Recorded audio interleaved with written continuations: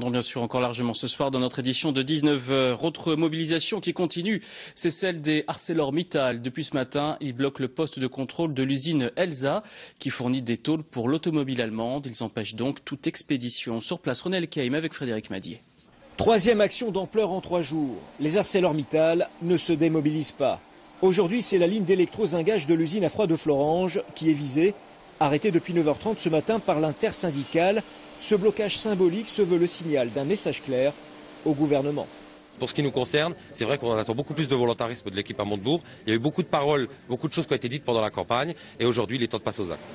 Pour l'intersyndicale, le but n'est pas de détruire l'outil de travail, mais de montrer à tous que cette ligne qui fournit de la tôle pour Mercedes est rentable, tout comme l'ensemble du site de Florange. Aujourd'hui, on est devant un outil qui est très performant. Et la direction de Florange, elle l'a déjà mis sous cocon et demain, elle veut l'arrêter. Et ça, on ne peut pas accepter que des lignes comme aujourd'hui qui sont ici puissent disparaître.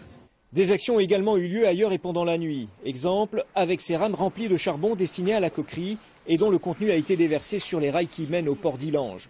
Les bureaux de la direction sont eux toujours occupés ce matin et les salariés ne comptent pas les libérer. En attendant, le gouvernement français a reconnu que des négociations avaient cours en ce moment avec la direction d'Arcelor. Les sidérurgistes n'attendent eux qu'une seule chose, le redémarrage des hauts fourneaux. Cet accident mortel hier sur l'autoroute A4.